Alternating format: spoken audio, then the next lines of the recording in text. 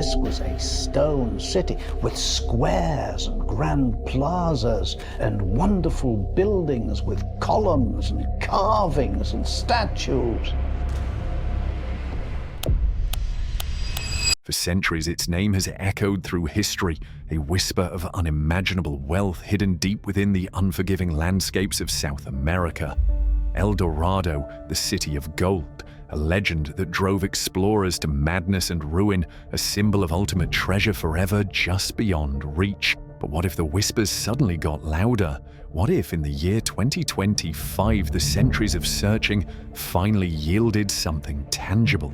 Could the real location of El Dorado, or at least the truth behind the legend, finally be coming to light? The possibility alone sends shivers down the spine of history. Still searching for El Dorado today when they go and look for gold and loot tombs. But before we even entertain the idea of a 2025 discovery, we absolutely have to understand where this whole crazy story began. Because El Dorado wasn't initially a city at all. Forget streets paved with gold. The original El Dorado was a person. Our story starts in the high Andes of modern-day Colombia, long before Europeans set foot there. This was the territory of the Muisca people, a sophisticated culture known for many things, but especially for their masterful work with gold. Gold for the Muisca wasn't necessarily about currency like the Europeans understood it. It held deep spiritual significance, a sacred metal connected to the sun god, Suey. They crafted intricate votive offerings known as tunjos, small figures representing people, animals, and scenes from daily life or mythology, often made from tumbaga, an alloy of gold and copper. Now, central to the El Dorado legend is a specific Muisca ritual believed to have taken place at Lake Guatavita, a strangely circular, high-altitude lake not far from present-day Bogotá. According to the earliest Spanish accounts gathered from the Muisca themselves, this ceremony marked the investiture of a new chieftain, or zipa. The ritual was spectacular. The new leader would be stripped naked, his body covered entirely in sticky resin, and then coated head to toe in fine gold dust. He became quite literally El Dorado, the Golden One. He would then be taken to the center of the sacred Lake Guatavita on a ceremonial raft accompanied by other chiefs and priests. As offerings to the gods residing in the lake's depths, El Dorado would cast vast quantities of gold objects and precious emeralds into the water. His attendants did the same. Finally, the gilded man himself would plunge into the lake, washing the gold dust from his body as a final act of offering and purification. When the Spanish conquistadors, led by figures like Gonzalo Jiménez de Quesada, pushed into Muisca territory in the 1530s, they were hungry for gold. They encountered the Muisca's sophisticated goldwork and inevitably heard fragmented, perhaps exaggerated tales of this incredible ceremony at Guatavita. The concept of a man willingly covering himself in gold and throwing treasures into a lake was almost incomprehensible, yet utterly tantalizing to these treasure-hungry Europeans. And so the legend began its journey, twisting and growing with each retelling. But how did this story of a gilded man transform into a frantic, centuries-long hunt for an entire city of gold? That's where the real obsession begins. The initial tales of the Golden Man at Lake Guatavita were potent enough, but human greed and imagination quickly took over. The Spanish, having already plundered the riches of the Aztec and Inca empires, were primed to believe in even greater fortunes hidden just over the next mountain range or deeper within the impenetrable jungle. The story mutated. El Dorado, the man became confused with the place where he ruled, which logically must be overflowing with gold. Soon it wasn't just a wealthy chiefdom, it was a city, Manoa, supposedly located on the shores of a mythical Lake Parim. Then it grew further into an entire golden empire richer than anything yet discovered. This evolving myth sparked some of the most ambitious, brutal, and ultimately futile expeditions in colonial history. Gonzalo Pizarro, brother of the Inca conqueror Francisco, launched a disastrous expedition from Quito in 1541. Accompanied by Francisco de Orellana, they endured horrific conditions in the Amazon basin, starvation, disease, hostile indigenous groups, and the sheer, overwhelming power of the jungle. Pizarro eventually turned back, but Orellana and a small group pressed on, becoming the first Europeans to navigate the entire length of the Amazon River. They found no golden city, only suffering and more rumors, forever pushing El Dorado further into the unknown. Other Spaniards followed, like Philip von Hutten, a German knight in Spanish service, who ventured into the Llanos plains of Venezuela searching for the Phantom City. And then there was the infamous Lope de Aguirre, whose descent into madness, mutiny, and murder during a 1560 expedition down the Amazon became a terrifying cautionary tale. His journey, supposedly towards El Dorado, became a symbol of the destructive power of obsessive greed. Perhaps the most famous non-Spanish seeker was Sir Walter Raleigh, the English courtier, explorer, and writer. Convinced El Dorado lay in the Guiana Highlands, modern Venezuela, Guyana, Brazil, he led expeditions in 1595 and again disastrously in 1617. He wrote compellingly, if inaccurately, about the great and golden city of Manoa, which the Spaniards call El Dorado, fueling English interest and rivalry with Spain. Raleigh found a little gold, antagonized the Spanish, leading directly to his eventual execution back in England, but his writings cemented El Dorado's place in the European imagination as a tangible, albeit elusive, destination. Each failure, each dead end, paradoxically didn't kill the legend. It just pushed the mythical city deeper into the unexplored map, making it even more alluring. Generations of explorers met ruin chasing this phantom. But fast forward a few centuries, could modern eyes armed with unprecedented technology finally be the ones to pierce the veil in 2025? So we arrive at the provocative idea embedded in our title. The notion that 2025 might be the year El Dorado's location is finally pinpointed. As of this recording, let's be clear, there's no confirmed, verified announcement from major archaeological bodies. But the buzz, the possibility, hinges on several converging factors that make this year feel different. Why might 2025 be flagged even speculatively?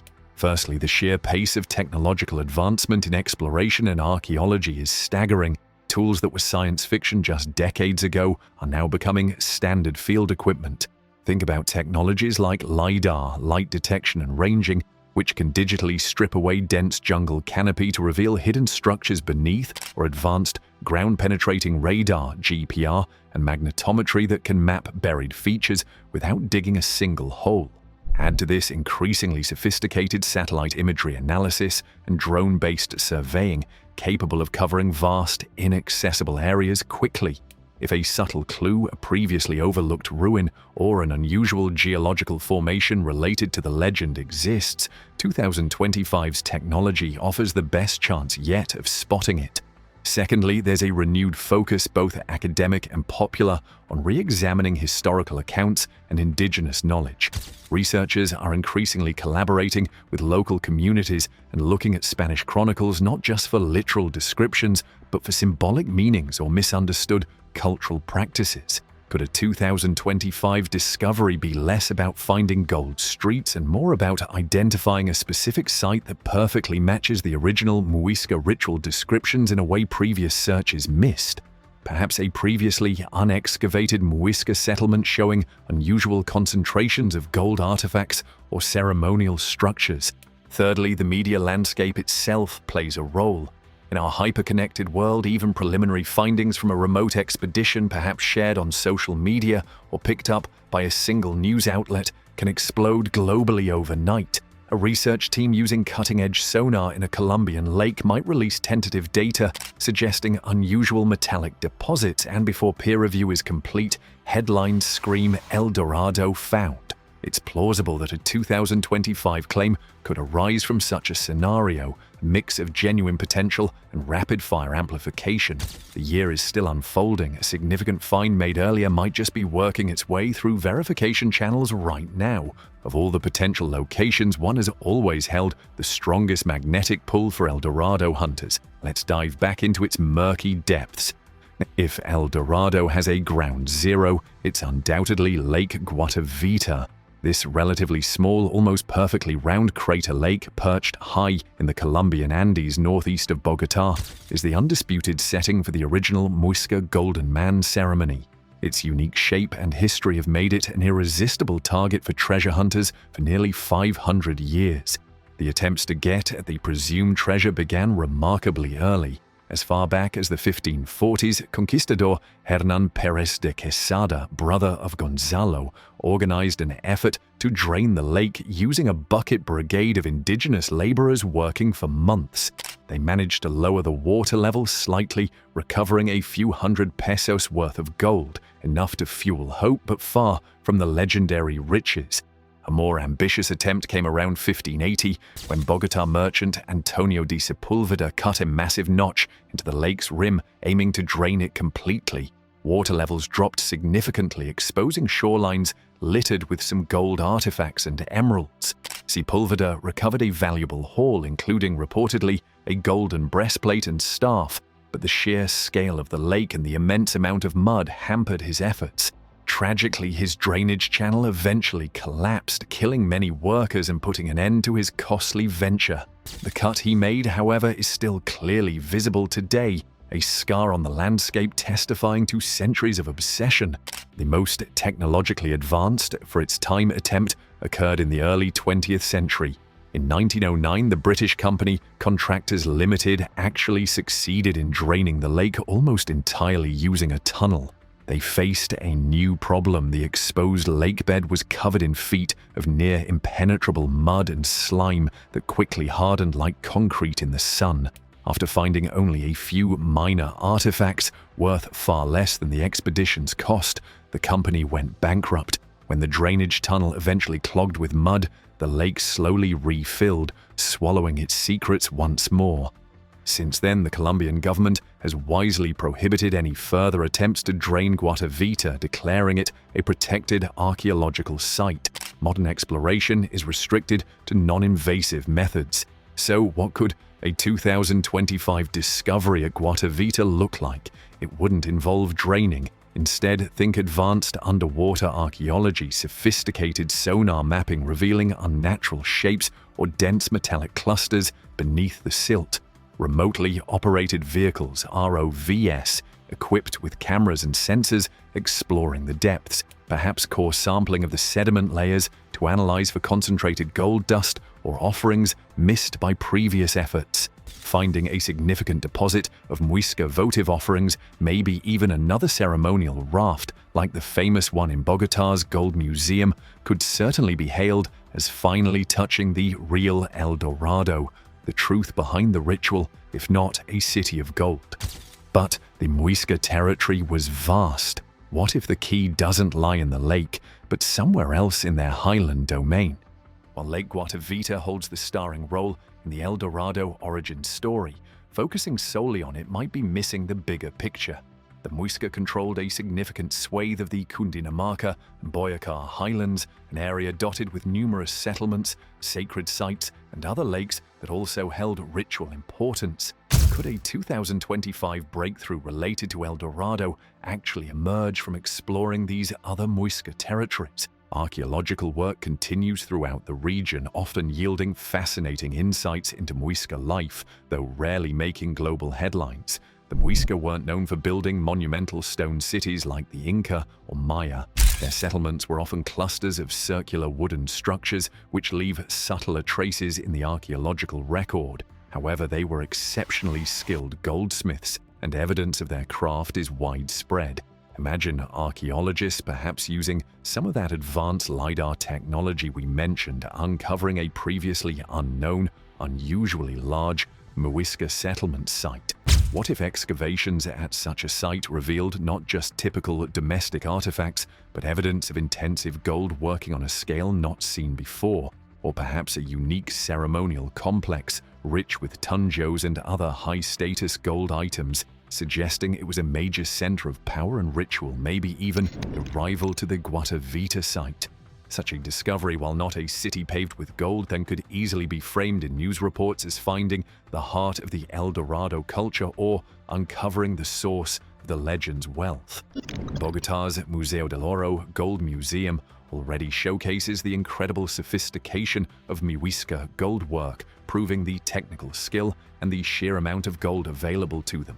Finding a major production center or a concentrated hoard away from Guatavita could rewrite our understanding of their society and its connection to the El Dorado myth. It's a plausible scenario for a 2025 headline, shifting the focus from a single Gilded Man ritual to the broader cultural landscape that inspired the legend. The Muisca heartland seems the most logical place, yet the legend proved remarkably mobile, wandering far beyond Colombia. What about those wilder theories placing El Dorado deep in the continental interior? The El Dorado legend, fueled by desperation and rumor, didn't stay confined to the Muisca highlands for long. As explorers failed to find the promised riches near Guatavita, the mythical city began a long migration across the map of South America, pushed ever deeper into the vast unexplored interiors, primarily the Amazon basin and the Guyana highlands. Could a 2025 discovery actually vindicate one of these seemingly more far-fetched locations? Sir Walter Raleigh, as we know, was utterly convinced El Dorado or Manoa lay near a mythical Lake Parimi in the Guyana region between the Orinoco and Amazon rivers. His accounts, though embellished, were based on some indigenous reports likely referring to seasonally flooded savannas that appeared lake-like, perhaps combined with tales of actual wealthy chiefdoms deeper in the interior. For centuries, mapmakers actually depicted Lake Parim, shifting its location as exploration slowly revealed the true geography. Searching these regions presents monumental challenges. The Amazon rainforest is the largest and densest tropical forest on Earth, covering millions of square kilometers. The Guyana highlands are a rugged landscape of tabletop mountains, tepuis, dense jungle, and powerful rivers. Just reaching potential sites is an expedition in itself, let alone conducting systematic archaeological surveys. Yet recent decades have seen incredible discoveries in these areas thanks largely to deforestation, sadly, and remote sensing technology. We now know the Amazon was home to complex societies with large populations, earthwork constructions, geoglyphs, raised fields, and causeways, challenging the old notion of a pristine wilderness. Could LiDAR penetrating the canopy in a previously unsurveyed part of the Guiana Shield or a remote corner of the Amazon reveal the ruins of a substantial unknown ancient settlement in 2025? What if initial surveys suggested evidence of gold artifacts or unusual wealth associated with this site? It's easy to see how such a finding, echoing Raleigh's quest and the migrating legend, could immediately be sensationalized as the real Manoa, the jungle El Dorado. It remains a long shot compared to the Muisca region, but the sheer vastness and remaining unknowns of the Amazon and Guianas mean you can never entirely rule it out. Finding anything in these challenging environments, whether lakebed or jungle floor, relies heavily on tools that let us see the unseen. How exactly does this modern tech work? The reason we can even speculate about a 2025 El Dorado discovery with any seriousness comes down to a revolution in archaeological technology. These aren't your granddad's shovels and brushes, though those are still essential. We're talking about tools that allow researchers to peer through jungle, under soil, and beneath water in ways previous generations could only dream of. LiDAR, light detection, and ranging is perhaps the biggest game changer for jungle archaeology. Mounted on aircraft or drones, it fires millions of laser pulses towards the ground. By measuring the time it takes for these pulses to bounce back, sophisticated software can create incredibly detailed 3D maps of the terrain beneath the vegetation canopy. Ancient roads, canals, building foundations, agricultural terraces, features completely invisible from the ground or traditional aerial photos, suddenly snap into focus. If a significant Muisca settlement or even structures related to Raleigh's Manoa exist hidden under jungle, LiDAR is the tool most likely to find them. For underwater searches, like in Lake Guatavita or potential riverine sites, advanced sonar systems are key. Side-scan sonar paints acoustic pictures of the lakebed, revealing anomalies like unnatural shapes, wreckage, or potentially dense clusters of metallic objects. We use it for getting finer details and better information. Sub-bottom profilers use lower frequency sound waves to penetrate layers of sediment, mapping what lies buried beneath the mud. Combined with remotely operated vehicles, ROVs, equipped with high-definition cameras and manipulator arms, archaeologists can investigate promising sonar targets without disturbing the site extensively. On dry land, ground-penetrating radar (GPR) sends electromagnetic pulses into the soil, reflecting off buried objects or changes in soil density, allowing researchers to see walls, pits, or tombs before excavation. Magnetometry detects subtle variations in the Earth's magnetic field caused by buried features like fired hearths or iron objects. These non-invasive techniques are crucial for identifying promising areas for targeted, less destructive digging. It's the combined power of these technologies that makes a potential 2025 breakthrough conceivable. But technology only reveals data. Interpreting that data, especially when dealing with a legend as potent as El Dorado, requires immense care and critical thinking. Let's imagine a scenario. A research team in 2025 using state-of-the-art sonar detects a significant cluster of metallic objects deep in the silt of Lake Guatavita. Or perhaps LiDAR reveals extensive, previously unknown earthworks in the remote Guyana highlands. The immediate temptation, amplified by media excitement, would be to declare El Dorado found. But hold your horses. How do archaeologists move from tantalizing data points to verified discovery, especially with something as myth-laden as El Dorado? First comes verification and context. Are those sonar blips really gold artifacts or just scrap metal or even naturally occurring mineral deposits? Are those LiDAR-revealed earthworks actually from the right time period? This requires follow-up investigation, maybe targeted core samples, ROV inspection, or limited ground-truthing excavations. The initial discovery is often just the first step in a long process. Then there's the crucial difference between finding something significant and finding El Dorado. Archaeologists might uncover a major Muisca ceremonial site with unprecedented gold offerings. That's a hugely important discovery in its own right, but does it equate to the mythical Golden City European explorers imagined? Almost certainly not. The historical consensus is clear. El Dorado as a literal city paved with gold was a European fantasy, a misunderstanding and gross exaggeration of Muisca ritual practices fueled by greed. Any potential 2025 discovery would need rigorous peer review, assessment by other experts in the field before being accepted by the scientific community. Sensationalized claims often bypass this crucial step. It's vital to distinguish between finding evidence related to the origins of the El Dorado legend, like a major ritual site or gold workshop, and finding the mythical entity itself. A genuine discovery would be historically significant, but likely far more nuanced and less literally golden than the legend promises. We, as the audience, need to be critical consumers of such potential news. El Dorado's enduring fame sometimes overshadows the fact that it's just one of many such tales. How does it fit within the broader world of lost cities and hidden treasures? El Dorado might be the most famous, but it's certainly not the only legendary lost city or hidden treasure that has captivated explorers and dreamers. The human imagination seems drawn to the idea of forgotten civilizations and unimaginable riches tucked away from the known world. Thinking about El Dorado in this context helps us understand its enduring power. Consider Paititi, another mythical lost city of gold, often placed somewhere in the remote rainforests of southeastern Peru, eastern Bolivia, or northern Brazil. Like El Dorado, it's thought by some to be a final refuge of the Incas, hoarding vast treasures. Expeditions continue to search for Paititi even today, often using similar remote sensing technologies we've discussed.